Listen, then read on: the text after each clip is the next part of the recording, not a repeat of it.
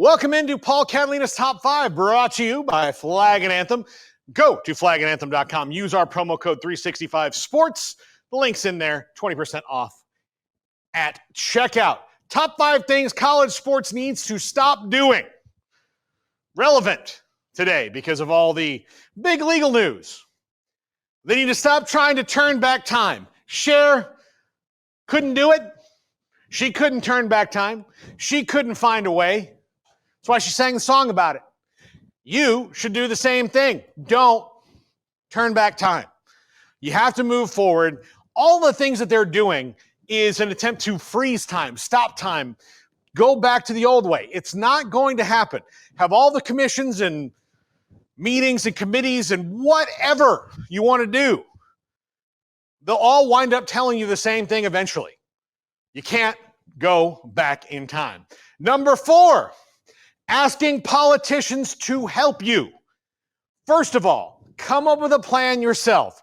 Bring it to them and then see if it'll work, as opposed to having them who don't have the expertise in this, and that's not really their fault because they come from all different walks of life.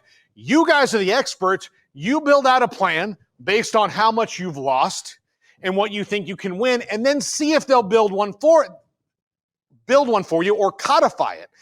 That's not what they're doing. So this presidential commission, this is just the latest in the line of committee meetings and commissions and all this. It's nonsense. There's one answer, and we'll get to that later. But the commissions are all set up not to get to that answer and find the best thing for that answer. They're set up to find a way to make it more like it used to be. This is not going to help. This is nothing. Nothing. Again, nothing. I don't care that Cody Campbell and Nick Saban are really smart dudes who know a lot about this.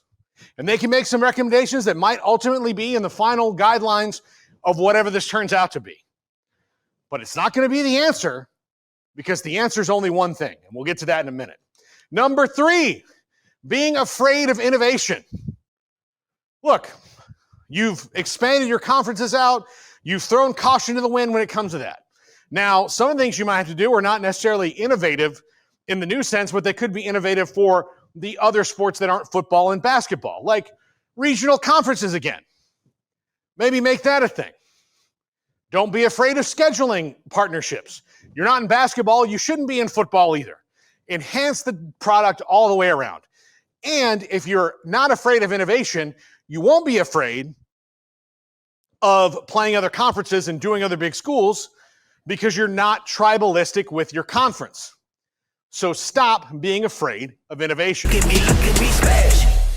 Leaving coaches out of decision-making. These are the guys who know the most about what goes on in the field. The fact that coaches are not involved in it is mind-boggling. Now, having Nick Saban on a presidential commission is a admittedly good step in the right direction. And I know most of you watching are saying, wow, are you giving President Trump credit for a good idea? Okay, sure. Every once in a while, sometimes that happens. But Nick Saban's also probably not going to push it as far as it needs to be. And he's also not a current coach. He's retired, yes, recently, but having current coaches who have boots on the ground now in the decision-making process before they have to react to what you've done, which is what they have to do now, will be better. But leaving the coaches out of this has always been a bad idea because not every president is like Baylor's Lyndon Livingstone that can live in the sports world really well. Some of them have no idea. Listen to some of the committee hearings where they call school presidents and they're like, look, my degree is in microbiology. I had 20 grants. I've made all this, and now I'm the president of Berkeley.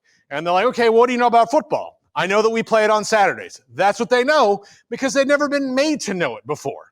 That is an issue. So why do you not have coaches? Football, baseball, softball, basketball, track, all across having a voice in this. They need to. And finally, avoiding a CBA. Stop avoiding it. It's coming.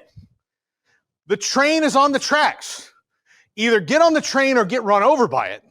And I'd rather ride in a train that's slightly uncomfortable than be hit by one. The NCAA and college leaders don't seem to get this because they keep getting hit by the train and going, man, I thought we'd get out of the way. No, quit avoiding a CBA. This is your answer to all the problems. Yes, it's going to hurt, but so does going to the dentist sometimes. Would you rather not go to the dentist and just have an abscessed tooth, or have the abscessed tooth removed, put in an implant, be a little sad that you ate too much candy, and move on with your life? That's what you should do, but they won't. So stop avoiding the CBA, stop having presidential commissions, stop doing all this stuff, sign a collective bargaining agreement, and things will start to work out for you more evenly and better. But if the commission's a paying gig, I'd love to be on it. So put me on that thing, Trumpy. I got you, buddy. I'm ready to go. I've got the answer, and you won't have to spend as much resources and money. I'm Doge for college athletics. CBA, that's going to do it. Smokey's going to tell us the poll results right now.